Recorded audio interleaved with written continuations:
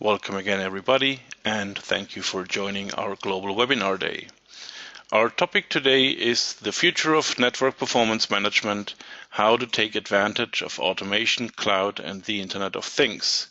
My name is Dietmar Kneidl, Director of Sales Europe with Infosim, and I will be your moderator for today's event. Joining us from our headquarter office here in Würzburg, Germany, is our CEO and a founding member of Infosim, Dr. Stefan Koehler. Stefan is a graduate from the University of Würzburg with a degree in computer sciences and a doctor's degree in physics.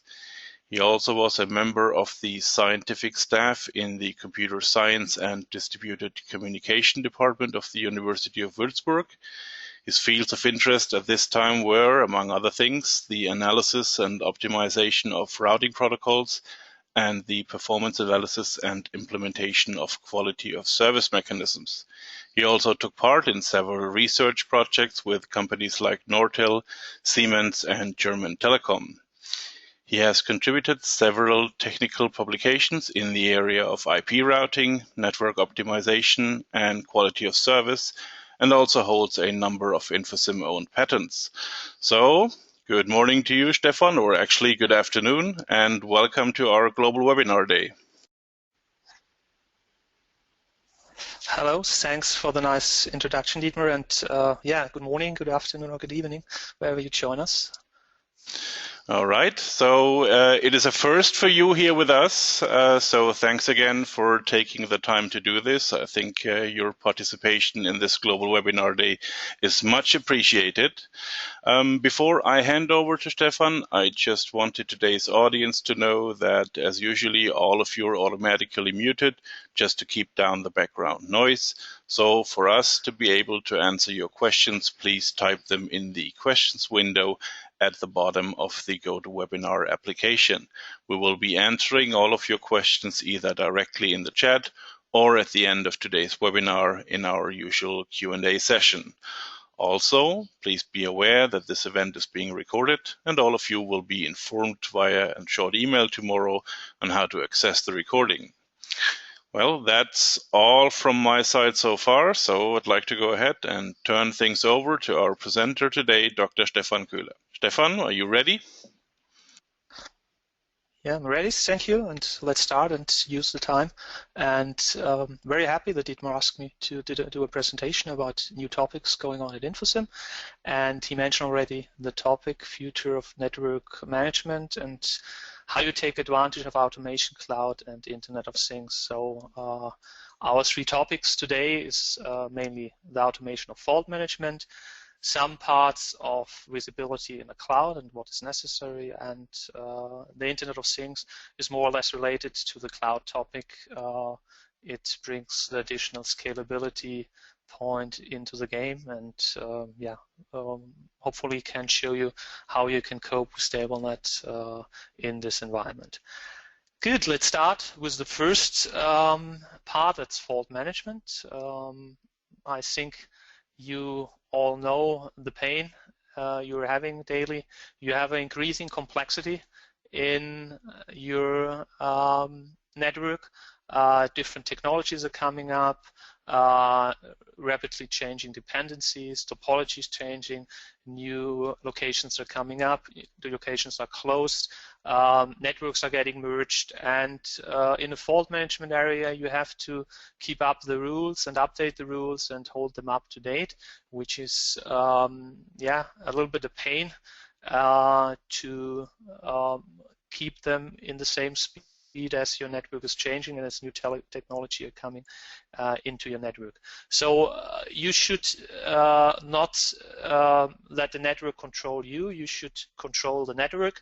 And so what is very important is, of course, the fast notification to identify the issue and that you can fix it immediately, but also the service impact to prioritize the different levels of alarms and take care about the most important alarm which is impacting your business. And so service impact analysis is a very important topic. And because of the changing in your network, because of the scalability, you have to automate your root cause analysis and simplify your root cause analysis, that you can cope with the changes in your network. So you already know that we have a very strong root cause analysis, which is based on the discovery of the network. You can, based on the discovery dependencies, automatically generate a dependency graph, which is showing the dependencies between the different elements, and very successfully can analyze the dependencies and come up with a root cause analysis in your network. Part of this discovery are normally layer 2 and layer 3 information, and you can add business process rule by our derived rules setup, which you're already using very often in nowadays networks. But we have listened to our customers and get a lot of feedback what we can extend and how we can extend our automation capabilities. And we are coming up with a new concept we are calling dynamic rule generation. And that helps you a lot to also keep up the rules in an automatic way, which we are until now not covering, which are not based on the dependency of the topology and of the devices, which are more based on the dependency of a device, what's happening on a device. And this new concept should help you to scale better and keep track about all the rules in your network and improve the root cause analysis. Nowadays, requirements are a detailed tracking of alarm of the device itself, but also of the virtual device, of parts of the equipment, of virtualized servers, and you should correlate alarms which are correlated to each other, like you have equipment which have several power units, which have server fans, and for example, when you have a server, you normally have 2, 3, 4 power units. So the first alarm when one power unit disappears is important, but you have some time because the power is still there. But if the second power unit disappears, you get an issue. If you, for example, have 3 power units, you should immediately replace the failing that the server is still running. And the same with the fans. You have one fan, you have some time to replace it, but if the second one in the chassis is not working anymore, then the temperature increases and the server may fail down. And the issue is, if you do it with a classical rule environment, it's getting very complicated. And just to demonstrate this, we use a syslog example, and we just have here a list of syslog events. And we are getting several events. One is, for example, sticking to our example with the fans, fan number 1, get a critical alarm, is not working anymore, and you take care about and you raise an alarm in your environment. Then you have, as a second example, also a critical alarm, which might be not so critical. It's just that a LED element, a sensor of your device is not working properly. So you want to take care about, but you don't want to generate an alarm, and it should be not so important, even if your signal is as a critical alarm. And there's a third alarm coming, which is the second fan of your device, and now you have a critical issue, and you should increase the severity of your alarm, that you immediately taking care and start working on the issue. And these alarms are just highlighted and listed here. And if you build rules based on these 3 alarms to a large number of devices, you're getting a lot of rules, because you have fan number 1, fan number 2 for every device. You have the LED environment. So you have a scalability issue if you are in large environments, and you have, based on the device, a varying parts on your device. So you don't know if you have 3 fans in your device or if you have 5 fans in your device, and you don't want to take care about the specific device. You just want to have an escalation strategy in your alarming. And these kinds of events are tough to automate.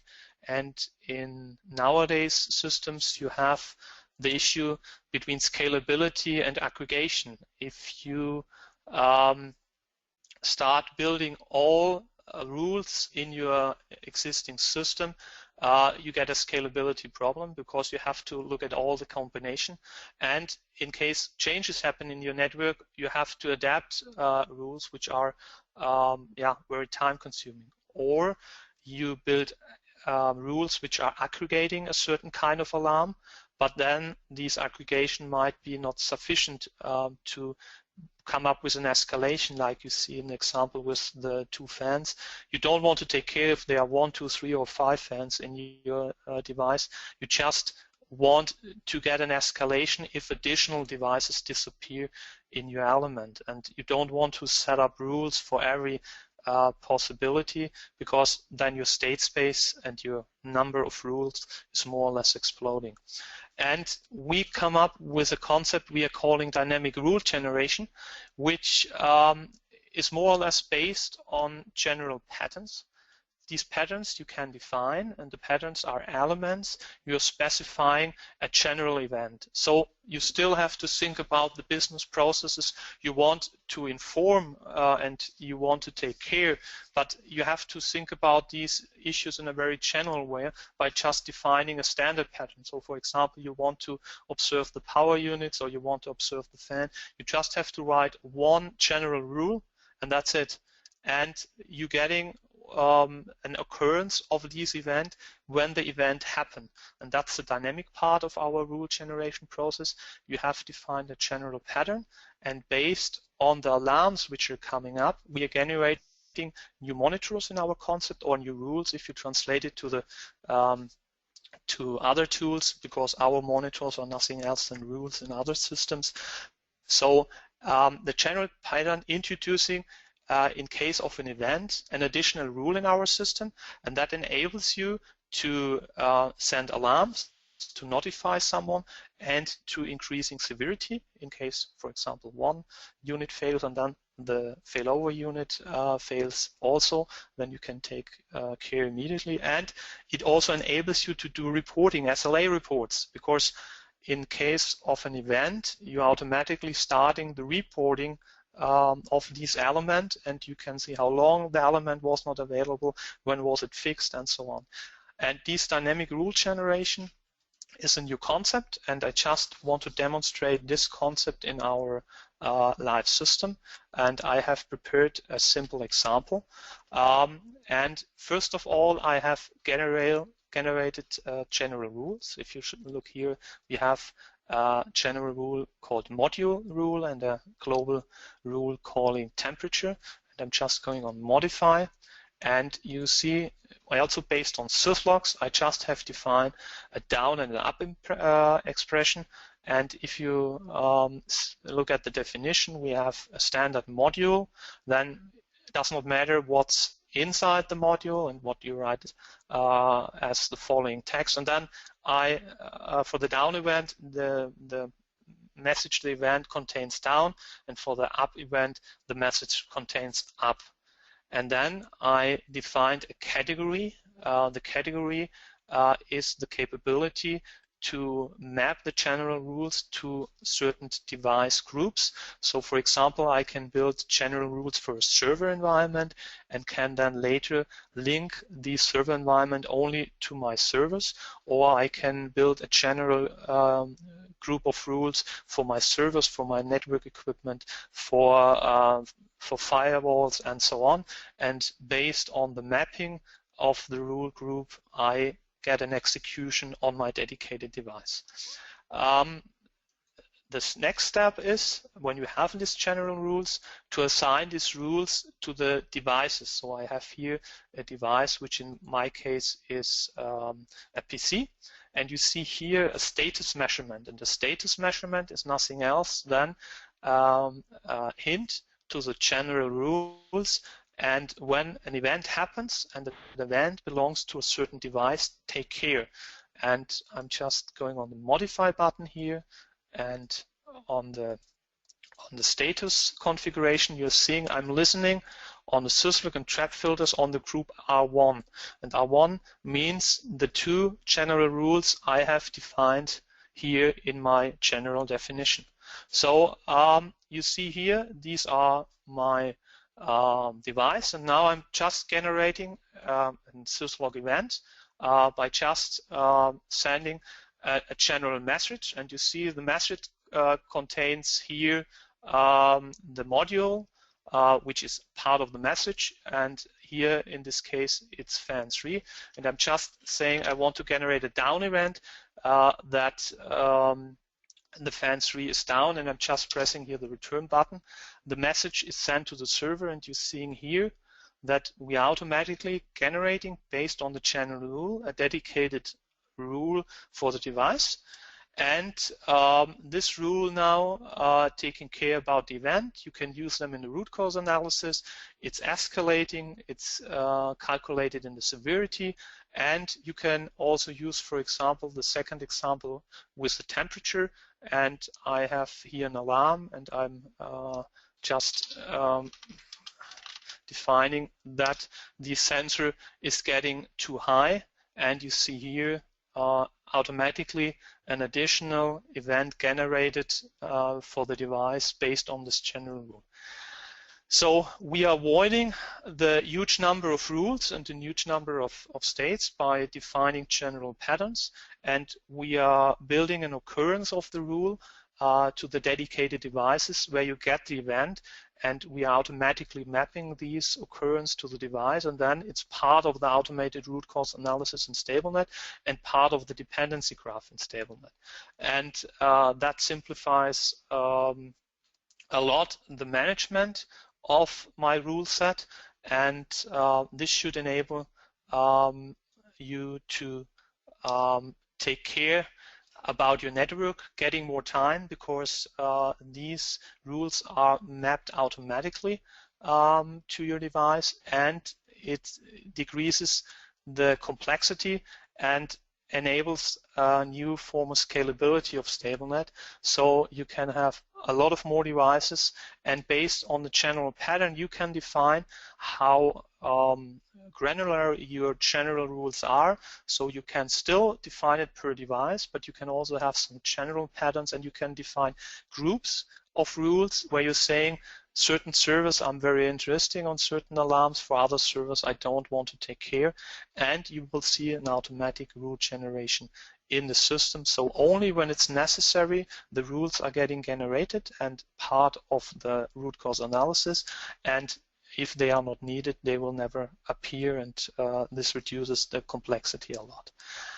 Good, that was one feature we are at the moment having implemented in our product. The other one is performance visibility in the cloud, and every one of you know that cloud is a topic in your company. This is just a statistic about a company with more than 1,000 employees, and how many of them are thinking about a cloud concept, and a private or a public cloud or a mixture of both environments.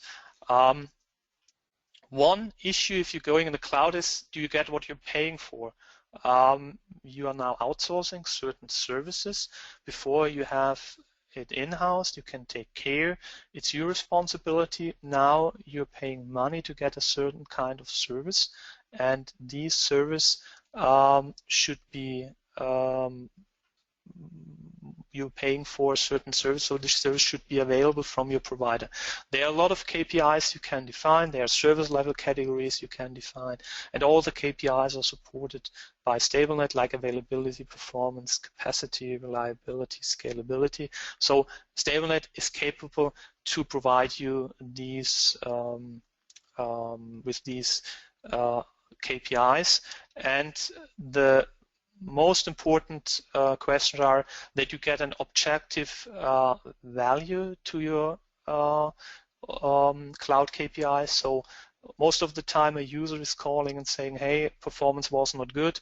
Most of the time he's not calling at the same time. Sometimes he's calling half an hour later. And then you have different location and one user complains.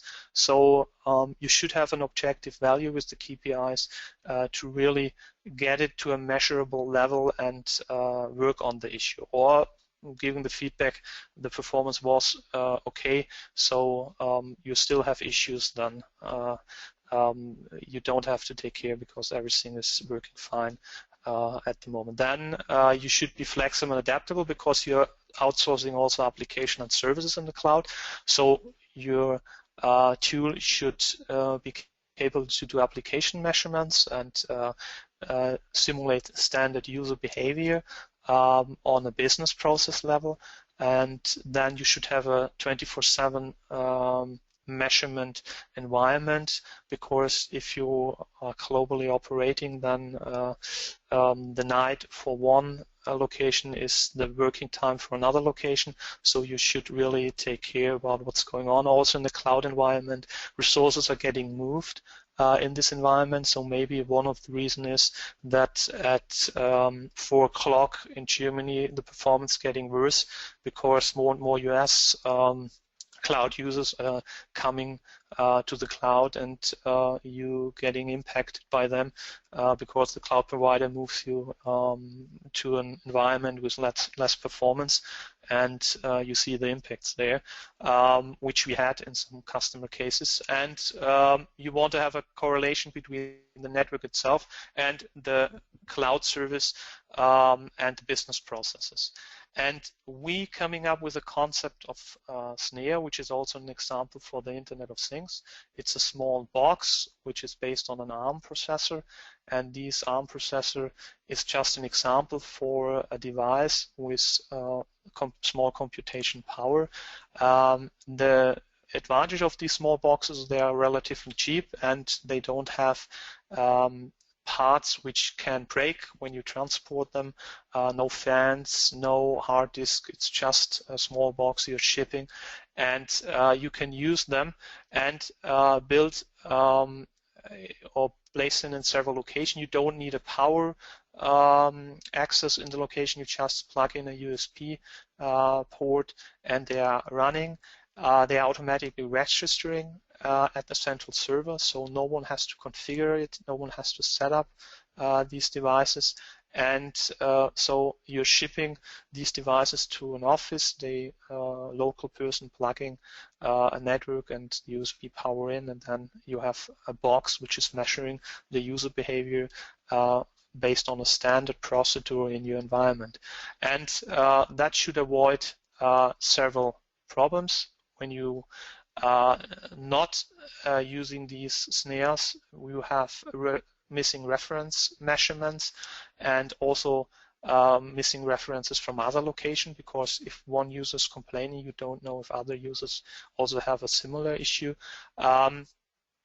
You don't have an objective value, you don't have KPIs, you just have the comment that the performance is bad. And when a customer is calling, it's normally too late. You cannot set thresholds that the performance is degenerating. You are reacting in very late in time. And a better thing is you're placing these small devices in the different location. You get a visibility of all the location. You're building something like a weather map. You can correlate the measurement data, and you can build objective KPIs to measure your performance and keep track about how the cloud is working and if you're getting what you're working for. Just some words to the Internet of Things, because the Snare is more or less an example for a small device. Devices are increasing, more and more devices having the capability to get access. We have, for example, customers which are retailers, and the refrigerator or so on, or nowadays you have a possibility to bake bread in these environments, all have internet access, have the capability to control them, and getting actual status of the devices. And for example, if they are failing, sending an alarm to a service company to take care about fixing them. And there are more or less 4 points which are important. That's one, the connectivity.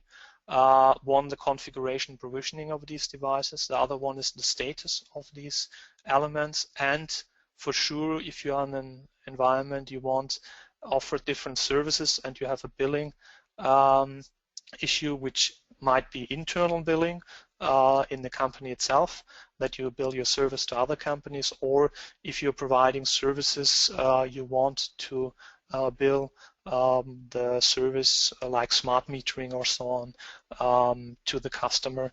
And these issues are solved with StableNet, and we are giving you a platform to do it. If you look at the agent, they have a unique ID. Every IoT device will have a unique ID to identify themselves, and you just have to get a connectivity to a central server. And our agent will have a unique ID which they are using to connect to a server which is placed on the internet, and they are automatically getting connected. They are building a VPN that this calling home functionality is working most of the time, and you don't have issues with firewalls and so on. You can enrich these in these devices with meta information. You have contract information, you have service information, you have the geographical location if the device is not capable to determine where he's placed.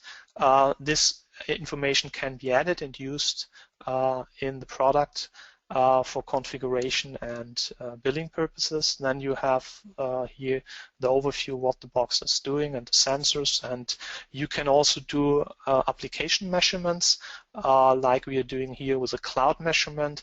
We are testing the VoIP performance of a location of an employee to our central VoIP server, and seeing if the quality is good enough that he, for example, can work at home. We have here simulating a user which is accessing a website and downloading certain services and want to see if the performance is. That's also good for our website. We see if our server is performing well, if a standard user can access them and can download, for example, videos from the global webinar day and don't have to wait half an hour until he receives the video. So these measurements we are doing from our sites or from reference sites in the network. So coming close to the time I get from Dietmar, I just want to summarize the functionality I've shown you today, and I think we will spend some minutes on the question you typed in. One is that we give you a platform to do your SLA and OLA reporting for your cloud services, so you're proving if you're getting the value from your cloud provider. We give you a platform with snares and with the agent which have the capability to automatically provision and configure things, to roll out additional setups to the devices you have distributed in your network. We're building an overlay network with our technology that you can connect this Internet of Things in your service and offering a service to a customer. And we are looking if these devices are up and running. For example, when you have smart metering, you're expecting that the meters are running because you want to know which energy the customer is consuming, and it's important that these devices are working. Otherwise, you have an issue when you end of the month write a bill and you don't get the information there. And I show you how you can cope with the a high number of rules which are coming up by cloud, by the Internet of Things, by a concept we call DRG, Dynamic Rule Generation, and we are just using general patterns which are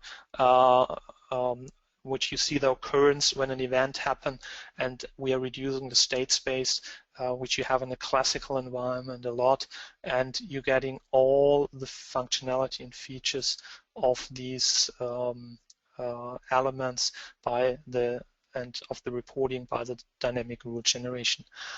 So handing over to Dietmar and waiting on the questions. Thank you very much, Stefan. That was quite insightful. So, as usual, we had a number of questions during the webinar.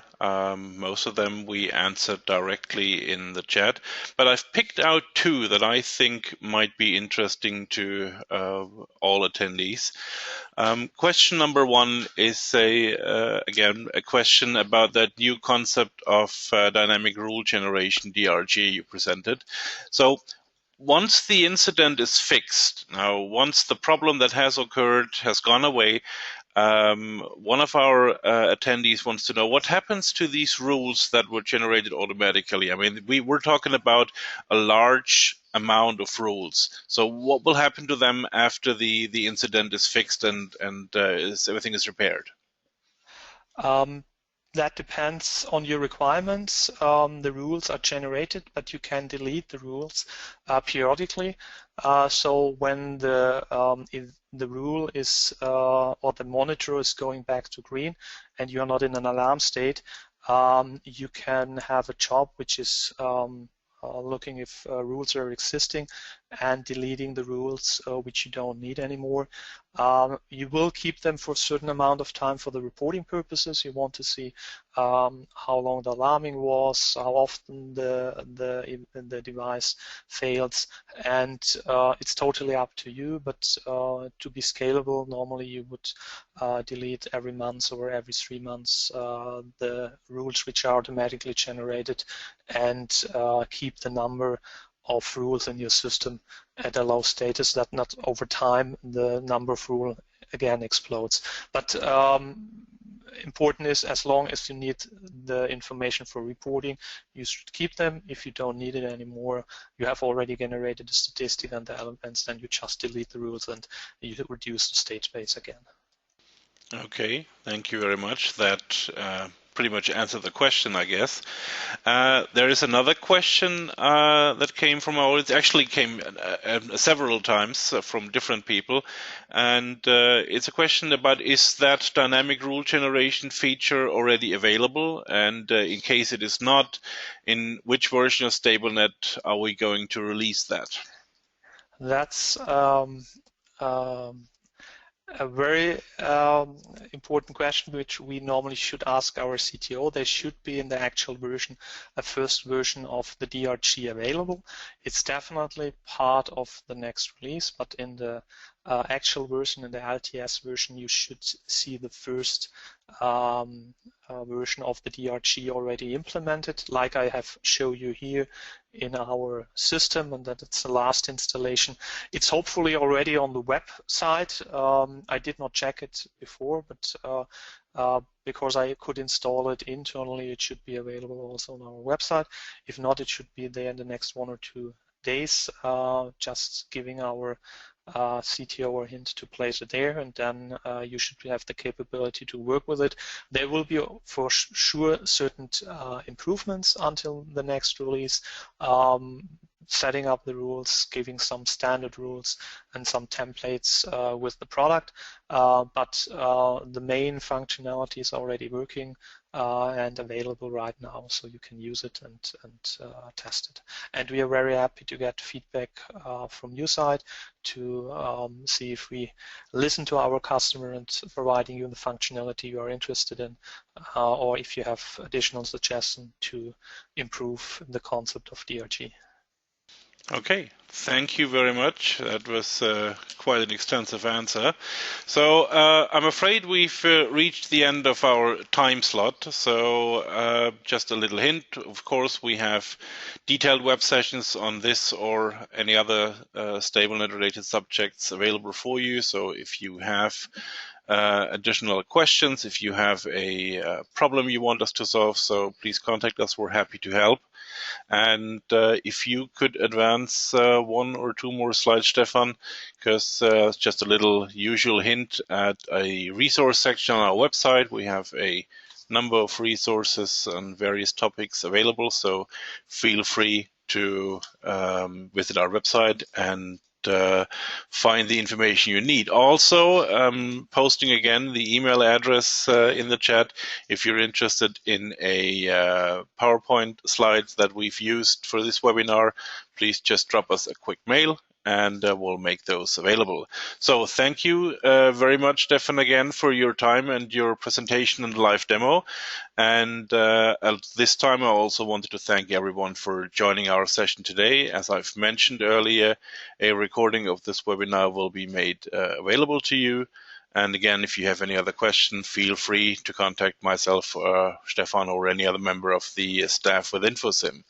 We will keep this session open for a few more minutes. See that there's still people typing in questions. So if you have an additional question, don't be shy. Type it in and we'll get to you after the webinar.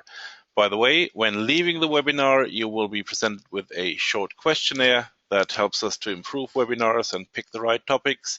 So please do us a favor, take a minute and answer those questions. That's all from my side so far. Stefan, any final remarks? If I switch on the microphone again, yes. Thank you very much, following Dietmar, for joining the webinar, and hopefully see you in one of the next global webinar days. And always remember, you can ask us, and we are very happy to get your feedback and improving our product by your input. So thank you very much, and a nice day. Okay, thank you very much for joining. Enjoy the rest of your day. Goodbye.